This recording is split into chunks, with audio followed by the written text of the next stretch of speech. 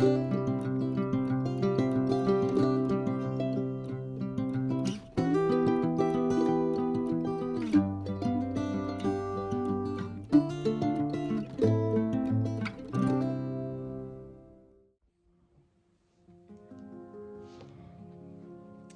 n'y a rien de droit sur moi. Oh. Oh.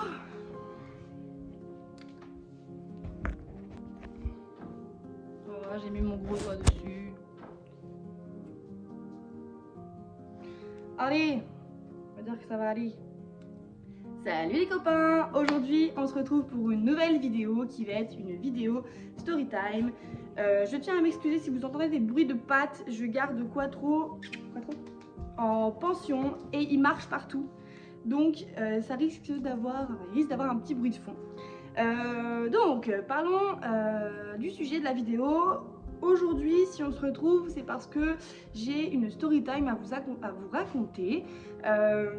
J'ai mis mes 2 chevaux dans une écurie et ils ont attrapé la gourme. Donc la gourme, c'est une maladie super contagieuse qui est mortelle. Mes deux chevaux l'ont chopé. Donc si je fais cette vidéo, c'est pas dans le but de dénoncer l'écurie ou de faire tout un truc, non pas du tout. Si je parle aujourd'hui de ce qui m'est arrivé, c'est pour vous partager mon expérience et que vous puissiez être prêts si jamais, je vous le souhaite pas, mais si jamais un jour vos chevaux chopent cette maladie, parce que c'est vraiment une sale maladie. Donc voilà.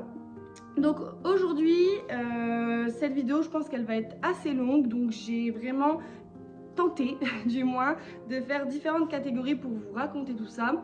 Dans un premier temps, je vais vraiment vous parler de la gourme dans sa généralité, qu'est-ce que c'est, les symptômes, comment je l'ai vu, les étapes de la maladie. Dans un second temps, je vais vraiment vous parler de comment mes chevaux l'ont chopé, puis je vais vous parler donc indépendamment de Pinette et de Fier, puisque comme je vous le disais, les deux l'ont attrapé, mais les deux l'ont fait plus ou moins différemment. Donc je vais vous parler des 2 formes de mes chevaux, j'imagerai mes propos avec des photos et des vidéos que j'aurais pu prendre tout au long de leur maladie, leur convalescence. Et ensuite je vous parlerai de comment j'ai pu soigner ça, parce que c'est vrai que c'est compliqué, on en reparlera, mais c'est pas tellement une maladie qui se soigne par les vétos. Donc voilà. Alors commençons. Dans un premier temps, je pense que c'est super important. Donc je disais, dans un premier temps, je pense qu'il est super important de faire l'aparté sur l'explication de qu'est-ce que la gourme. Donc j'ai pu m'aider un petit peu d'internet pour vraiment vous donner des phrases entières et bien complètes, bien explicatives. Donc la gourme, donc je risque de lire et ensuite je vous expliquerai un petit peu, pardon. Donc la gourme est une maladie de l'appareil respiratoire. Elle est très contagieuse, elle est propre aux équidés, et ce qui peut engendrer de très douloureux symptômes chez le cheval, donc la perte d'appétit, les yeux qui coulent, une hypothermie, de la toux, des ganglions volumineux, etc. Donc il faut savoir que la gourme, c'est une maladie qui peut être mortelle dans les pires des cas. Alors bien souvent quand les chevaux sont jeunes ou ne sont pas malades, ça se passe bien. Moi je touche du bois, j'ai eu de la chance, mes chevaux sont jeunes, 3 ans et demi et bientôt 8 ans. Donc ça c'est entre gros guillemets, vous le verrez, bien passé. En tout cas, j'ai pas eu besoin d'emmener mes chevaux en clinique. Leur pronostic vital n'a pas été engagé, mais ça peut être bien plus grave que ce que moi j'ai connu. Donc il faut vraiment faire attention. Donc cette maladie de la gourme, elle se fait en plusieurs étapes. La première, on va vraiment l'appeler donc la phase du début, ça va vraiment être la phase sérieuse. Donc c'est ce qu'ils appellent sur le site. En fait, si vous voulez, les premiers symptômes de la gourme vont arriver entre le 3e et le 14e jour de contamination.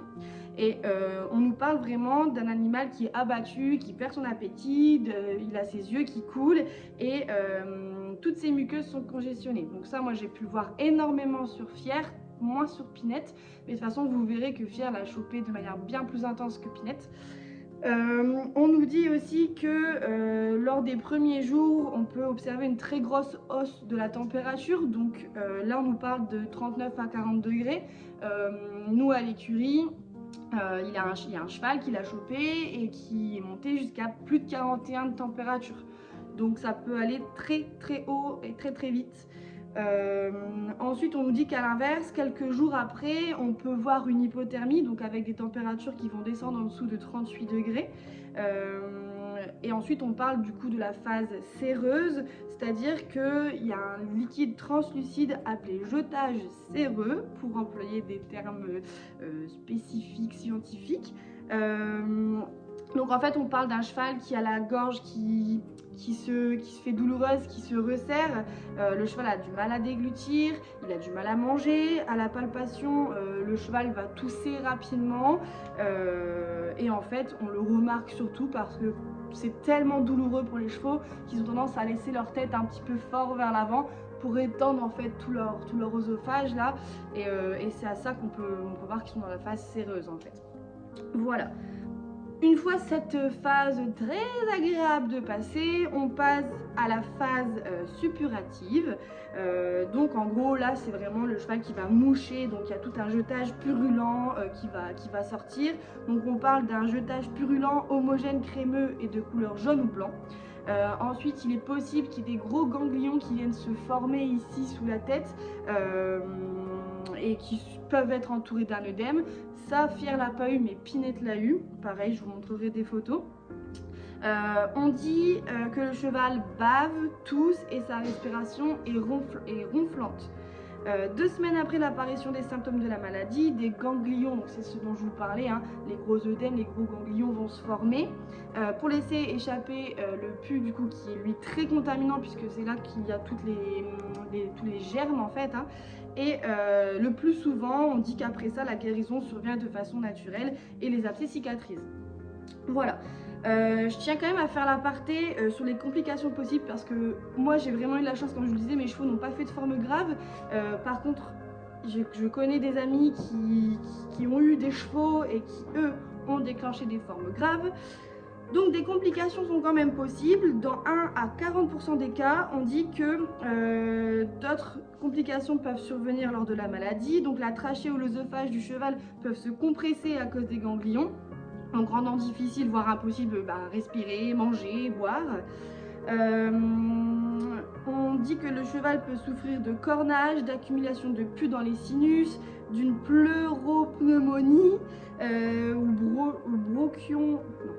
ou j'arrive pas à le dire, bronchopneumonie peut-être, avec abcès, septicémie, etc., etc. Donc d'autres abcès qui peuvent se mettre aussi partout. Donc ça c'est vraiment les formes graves. Comme je vous dis, je le répète, mais moi j'ai eu cette chance, mes chevaux l'ont pas chopé, enfin en tout cas pas cette forme là, mais voilà, ça peut arriver à n'importe qui, il suffit que le cheval fasse un peu d'emphysème ou que le cheval soit plus vieux ou j'en sais rien, mais ça peut être super grave et là c'est la clinique directe et putain c'est super grave en fait, donc dans mon malheur j'ai eu de la chance quoi. Donc voilà, ça c'était pour tout ce qui était la partie plus scientifique, plus théorique. Au moins pour vous la gourde n'a plus de secret aujourd'hui. Vous savez exactement ce que c'est, donc c'est, pour résumer, c'est une maladie respiratoire plus ou moins grave selon la forme que le cheval va développer, ce qui entraîne du coup plein de symptômes, une perte de poids, une perte d'appétit, les yeux qui coulent, les muqueuses qui coulent. En fait c'est un Covid du cheval quoi, clairement. Hein. Dans cette deuxième étape, dans cette deuxième partie de vidéo, de comment mes chevaux l'ont chopé. Donc ça c'est la partie un peu moins cool, c'est pour ça s'il vous plaît ne faites pas de débat dans les commentaires. Je sais que certaines personnes des écuries regardent mes vidéos, le but c'est pas de dénoncer qui que ce soit, le but c'est vraiment de parler. Quattro, laisse les mouches. Non, tu laisses les mouches, et ça, non, on va y arriver. Mais j'avoue que là ça fait 8 minutes que je tourne et il avait pas encore fait du bordel. Donc, le but c'est pas de faire des débats et je ne sais quoi, le but c'est juste de vous parler de mon expérience parce que vous suivez mon quotidien et je me voyais pas vous raconter finalement mon quotidien sans parler aussi de ce qui se passe mal à la maison. Enfin, en l'occurrence c'était pas à la maison mais c'est mes chevaux qui ont été touchés. Donc, deuxième partie de cette vidéo, comment mes chevaux ont chopé cette maladie. Donc, déjà, il faut savoir qu'à la base, je pense que vous le savez, tous les animaux, y compris les chevaux, vivent à la maison. Sauf que le problème c'est qu'à la maison, donc on a les box, on a la pâture, on a tout ça, mais on n'a pas de structure de travail, donc pas de carrière, pas de manège, pas de ronde-longe. Donc c'est sûr qu'à part des balades et des trottings, ou éventuellement monter un petit peu quand il fait beau et que la terre est sèche, en fait on n'a pas tellement d'endroits pour travailler. Donc j'ai décidé de mettre dans un premier temps Fier dans une écurie, donc à une demi-heure de la maison, pour pouvoir travailler. Donc tout se passait bien jusque là, j'ai mis Fier là-bas, je pouvais monter normalement, il était bien nourri contrairement à l'autre écurie où j'avais dû partir à cause de ça, donc là pour le coup rien à signaler, tout se passait bien dans le meilleur des mondes. Donc super, et ça se passait tellement bien qu'en fait j'ai pris la décision de prendre aussi donc ma petite pouliche de Quattro, descend, de 3 ans et demi pour la mettre aux écuries et commencer donc son débourrage. Et c'est là que tous les problèmes commencent, puisque Fier, je l'avais mis donc dans un box avec sortie au paddock la journée, et ma petite pouliche Pinette, elle étant bien trop jeune et le débourrage allait tellement se faire progressivement que je voulais pas trop changer ses habitudes et j'ai voulu la mettre dans la pâture à l'année. Donc je ramène Pinette ce 1er octobre 2022 à l'écurie. Elle va donc dans la pâture qu'on appelle le cross, puisque les chevaux sont là-bas. Bref, on appellera la grande pâture à l'année le cross, puisqu'on appelle ça comme ça là-bas. Donc je mets ma petite jument là-bas et tout se passe plutôt bien les premiers jours. Sauf que une semaine après, on m'annonce secrètement que la gourme tourne au cross. Donc moi je connaissais pas la gourme, alors j'avais entendu parler, mais je connaissais pas la gourme, je ne savais pas ce que c'était, je ne connaissais pas les risques, voilà, bref. Donc on m'annonce ça, je me renseigne sur internet, je me rends compte que c'est une putain de maladie super contagieuse et super grave, que ce n'est pas juste un petit rhume. Donc voilà, donc j'étais pas super ravie d'apprendre que la gourme tournait, mais en même temps je me dis que les écuries n'ont rien demandé non plus, donc on était tous dans le même pétrin. Sauf qu'en fait, pas du tout. En fait, les écuries étaient bien au courant qu'il y avait la gourme qui tournait avant même que j'arrive, puisque la gourme tournait déjà depuis 1 an, que soi-disant il n'y avait plus de cas depuis quelques mois, mais en fait, juste 2 semaines avant que je ramène mon poulain, un cheval avait déclenché la gourme. Et donc je disais, parce que Quattro a décidé de faire tomber la télé en chassant les mouches, donc je disais en fait non, les écuries étaient bien au courant que 2 semaines avant que j'arrive, un cheval avait été contaminé par la gourme et avait déclenché finalement donc, tout ce processus d'abcès et de température, etc. Et forcément, on m'avait pas tenu au courant, donc j'ai mis mon poulain clairement dans une pâture de chevaux contaminés et malades. Voilà. Donc, la première à me l'avoir déclenché, donc c'est Pinette, forcément, en étant au cross, sauf que moi, on m'a prévenu bien tard, donc elle avait été mise en contact avec Fier, mon trotteur qui lui était dans les box, donc forcément, les deux l'ont fait. Voilà, donc, Pinette l'a déclenché en premier, elle l'a déclenché donc de manière forte au niveau des abcès, mais pour le coup, elle n'a pas trop perdu de poids, elle n'a pas trop perdu d'appétit, elle n'a pas vraiment eu besoin de soins vétérinaires, elle n'a pas eu besoin de tout ça. Donc pour parler donc de Pinette, et ensuite on parlera de Fier.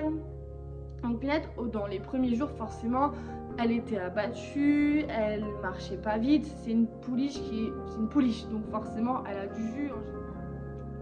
Désolé, nous avons été coupés. Je n'avais plus de batterie dans mon téléphone comme à chaque fois que je filme une vidéo. Pourquoi? Parce que je filme avec mon téléphone et que je filme en 4K et ça me prend toute la place. Bref, je pense que j'étais arrivée au moment où je disais que Pinette était une jeune pouliche et que donc elle était en forme.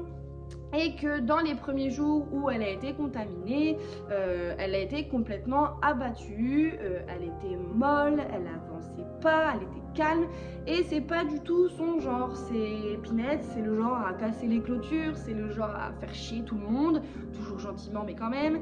Et là pour le coup, elle était très calme et très molle, très sage en fait, et c'est tellement pas son genre. Donc ça nous a mis un petit peu la puce à l'oreille, mais sans plus, parce qu'il n'y avait pas d'autres symptômes, donc on s'est juste dit, bah, c'est tout, elle est calme, pour une fois, elle est calme. Voilà. Ensuite, dans les jours qui ont suivi, on a remarqué qu'elle avait chopé une putain de bosse au niveau de la joue, Et en fait, je me suis dit, bah c'est tout.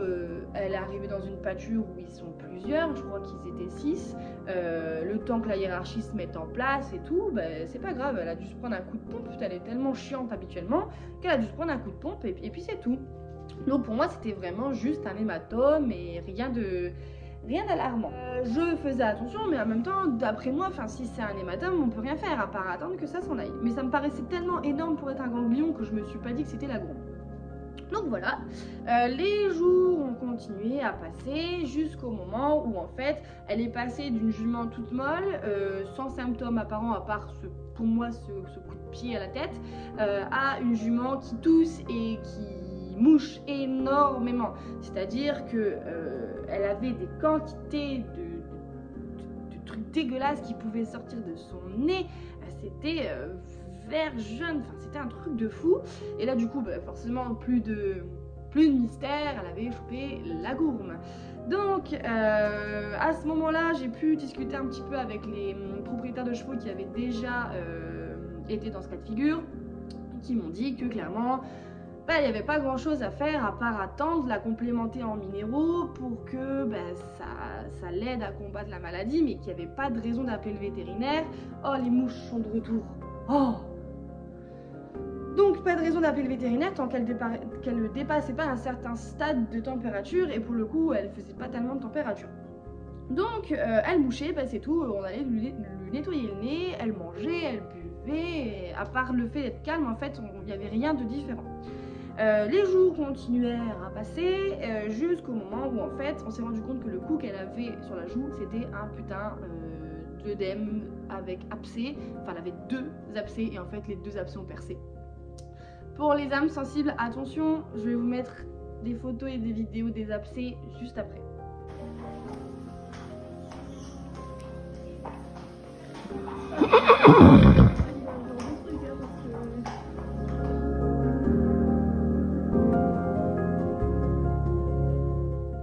Donc, vous avez vu l'état des abcès, donc vous imaginez bien le truc qui se passe dans ma tête.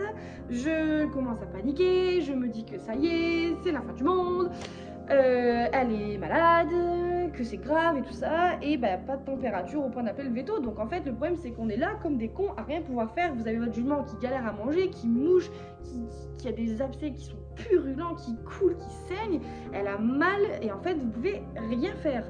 Donc je l'ai complémenté en grains, en CMV, on a nettoyé les abcès au Septivon, mais en fait à part ça on peut faire que dalle. Donc vous voyez juste votre animal souffrir à mort, être sans vie, et vous êtes là à côté et vous pouvez rien faire. Voilà, donc c'est terrible.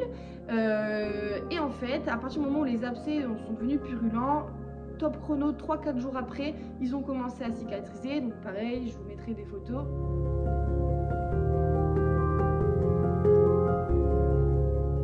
Donc ils ont commencé à cicatriser et après plus rien. C'est-à-dire que c'est redevenu la pinette normale, elle s'est barrée une fois de la pâture, elle embête tout le monde, elle commence à fouiller dans les poches à la recherche de bonbons chez les propriétaires, elle réembête les autres chevaux, enfin voilà. Et finalement elle avait fait son process de gourme toute seule, sans aide de ma part, à part nettoyer un petit peu, désinfecter les abcès pour éviter aussi qu'elle contamine d'autres chevaux forcément. Voilà, c'est tout. Donc ça c'était pour Pinette. Donc je me suis dit si c'est que ça va en vrai, ça va, ça fait chier mais il y a pire quoi, donc ça va. Sauf que, devinez quoi, quelques semaines après, qui a chopé la gourme? Fière. Voilà, donc c'était même pas après ma pouliche, donc je pense que en fait Fière a été mis dans une autre pâture parce que les gens avaient peur d'être contaminés, alors que Fière n'avait aucun symptôme et la pâture était collée à celle du cross. Donc je pense pas que ce soit ma pouliche qui l'ait contaminé, puisque sinon il aurait, je pense, eu avant. Après je suis pas vétérinaire, je pense que c'est juste le fait d'être en contact avec tous les chevaux malades qui fait qu'il a chopé. Après je peux me tromper, j'en sais rien, mais en tout cas il s'avère qu'il l'a chopé et lui par contre c'était beaucoup moins drôle. Donc Fière, au tout début, donc pareil, abattu, les yeux qui coulent, couché tout le temps, couché, en pâture, couché, dans le box, couché, il était couché tout le temps. On m'appelait 3 fois par jour pour me dire Fière il est couché. Donc ça c'était une première chose, mais voilà, il mangeait, il buvait, et voilà. Donc à part y aller et constater que bah ouais il était couché, mais quand t'arrives en fait il se lève, il est content de te voir. À part ça, je pouvais rien faire. Donc ça a duré je pense 2-3 jours. Et ensuite il était tout contracturé au niveau de l'encolure. Mais quand je vous dis contracturé, c'était dur, mais dur.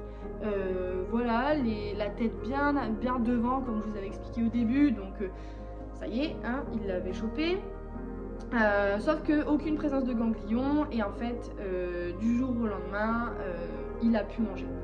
Donc il a arrêté de manger, donc et son foin et ses grains et boire, donc il était en déshydratation totale.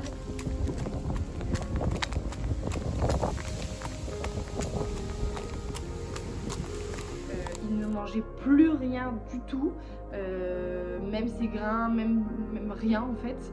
Donc encore une fois, mon envie d'appeler le veto était bien présente, mais pourquoi faire? Il n'était pas à 41 de température, donc à part venir faire un test et me dire ok c'est la gourme, en fait ça aurait servi à rien. Donc j'ai vraiment eu de la chance d'avoir des propriétaires en or d'un autre cheval du cross qui m'ont soutenu et qui m'ont aidé tout le long pour les deux, et surtout pour Fier parce que lui avait vraiment besoin d'un coup de pouce. Et forcément c'était quand? Mais c'était le mardi, la veille du férié, donc forcément pas de magasin d'ouvert, rien du tout. Donc ils m'ont dépanné des CMV, ils m'ont dépanné du foin à réhydrater, ils m'ont dépanné de l'exomuc, ils m'ont dépanné plein de choses. Donc ce qui fait qu'il a pu manger, à ce jour-là il a pu manger, il a bien mangé. Franchement je vais pas vous mentir, je l'ai gavé, j'ai donné tout ce que je pouvais donner.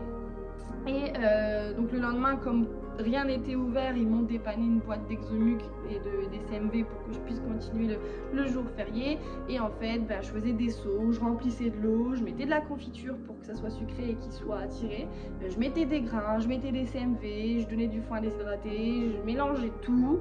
Enfin je faisais un seau de foin et un seau de grains, je lui donnais seau par seau. Et le problème c'est que je pouvais pas le poser par terre parce que comme c'était trop bas et qu'il avait mal, il mangeait pas.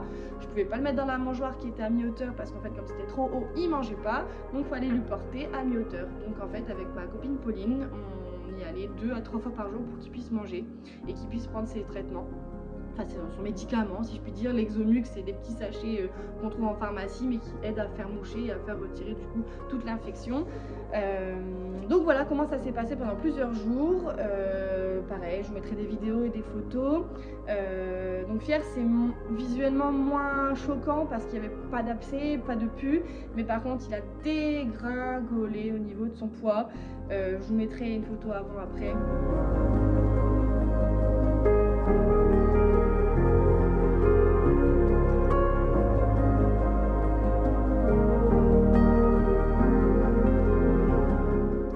Comme vous pouvez le voir, il a dégringolé en quelques jours seulement. Il a perdu je sais pas combien de kilos, mais c'est horrible.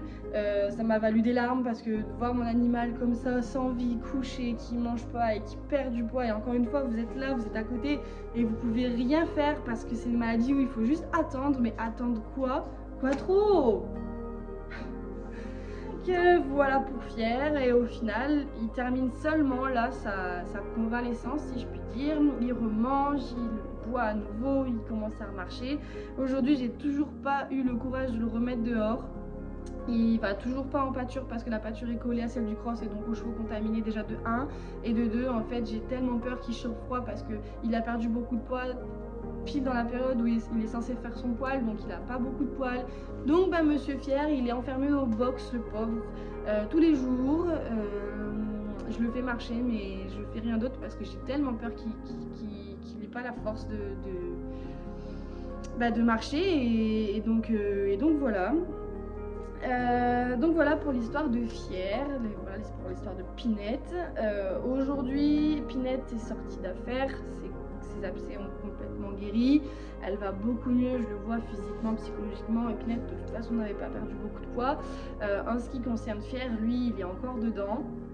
Alors il mange et ça c'est cool, il a plus de température et ça c'est cool, mais par contre ouais il est pas encore super bien. De toute façon il a perdu tellement de poids qu'il va me falloir je pense des semaines et des semaines avant de le retaper et de lui permettre de reprendre un peu d'énergie.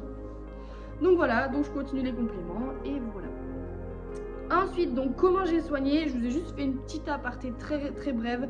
En gros, pour vous refaire la liste, on m'a conseillé de donner de l'Exomuc matin et soir, donc ça me permet de faire moucher et apparemment d'éviter que des abcès se forment puisque du coup ça sort suffisamment par le nez. Des CMV, donc de toute façon ça sous forme de cure, ça peut jamais faire de mal, c'est des compléments de minéraux qui vont lui permettre de booster un peu son système immunitaire. Et bien d'autres d'ailleurs. Ensuite, comme ils peuvent pas manger de foin ni de grains ni rien du tout, c'est d'acheter des petits trucs de foin à réhydrater. Ça du coup ça passe tout seul et ça leur permet d'avoir quelque chose qui leur tient au corps et en plus de ça de les hydrater. Il faut absolument prendre la température régulièrement parce que si jamais votre cheval passe les 42 degrés de température, il faut absolument faire une injection par le vétérinaire qui va lui permettre de descendre un petit peu sa température. Moi j'ai pas eu besoin mais bon, on fait attention. Et ensuite pour tout ce qui est abcès, nettoyer à l'eau savonneuse, donc ces petits vents pour forcément nettoyer l'abcès et surtout éviter que d'autres le chopent puisque c'est ça qui est vraiment très riche en germes et donc qui va énormément contaminer les autres. Donc voilà pour ce qui est de comment j'ai soigné mes chevaux. Là du coup ça m'a bien gavé, donc je reprends les chevaux à la maison. Ça fera juste je pense la 5e ou 6e écurie depuis que j'ai les chevaux où je m'en vais parce qu'à chaque fois ça se passe mal. Et bien une fois de plus ça s'est mal passé, donc je reprends les 2 chevaux à la maison. Ils seront bien évidemment en quarantaine puisqu'à la maison j'ai encore Alger, j'ai l'âne, j'ai la vache, mais j'ai surtout le papy qui est en pension de 25 ans. Et il est hors de question qu'il le chope, forcément mes chevaux étant jeunes ça s'est bien passé, mais lui ayant 25 ans je suis pas sûre que ça fasse le même délire. Donc ils vont être en quarantaine en box à la maison, je pense pendant au moins un mois. On a la chance d'avoir un grand terrain, donc on va pouvoir quand même les sortir du coup en paddock en herbe de temps en temps, enfin de tous les jours, mais pas à côté des autres. Et c'est tout, on fera comme ça pendant un mois et voilà, tant pis pour monter, tant pis pour les concours, tant pis pour travailler, le bien-être de mes chevaux et leur santé passe tellement avant le reste. Donc c'est tout, mes chevaux de 3 ans, 7 ans et 12 ans vont rester à la retraite en pâture à la maison, on fera des petites balades de temps en temps et puis peut-être qu'on va du coup aménager une carrière dans notre terrain pour pouvoir travailler à la maison et de plus avoir de mauvaises expériences dans les écuries parce qu'une fois c'est la maladie, une fois on ne le nourrit pas, une fois on tape dessus. Voilà quoi, à croire qu'il n'y a aucune bonne écurie dans le secteur, ça me gave tellement parce que du coup, pareil, hein, moi j'ai dépensé quasiment 900 balles de pension pour au final même pas monter, donc ça me gave. Mais bon, le principal c'est que mes chevaux aujourd'hui, ils vont bien, ils vont rentrer à la maison et je les aurai à l'œil tous les jours et c'est le principal. Donc voilà. Alors, je pense que je vais clôturer cette vidéo ici. Je pense que j'ai répondu à toutes vos questions parce que vous avez été nombreux sur Instagram à me dire mais qu'est-ce que c'est, comment tu fais, est-ce qu'elle a mal. Donc je pense que là j'ai répondu à toutes vos questions, j'ai imaginé mes propos par des vidéos et des photos. Je pense que la vidéo était très complète. Je me rends compte là maintenant que l'angle de vue est complètement pourri parce que vous me voyez d'en bas. Mais franchement, ça fait 25 minutes que je tourne et je vais pas recommencer. Le principal, c'est que vous ayez les infos. Donc maintenant, je vais faire le montage de cette vidéo et cette vidéo sortira du coup fin novembre, alors qu'on n'est que début novembre. Les chevaux rentrent le 10, donc vous risquez sur Instagram de voir les chevaux rentrer, mais vous ne serez pas encore au courant. Enfin bref, voilà. Donc écoutez, je vous laisse maintenant. Je pense que là, j'ai bien discuté. Bien discuté. Allez, je vous souhaite une bonne journée et je vous dis à bientôt pour une prochaine vidéo. Ciao!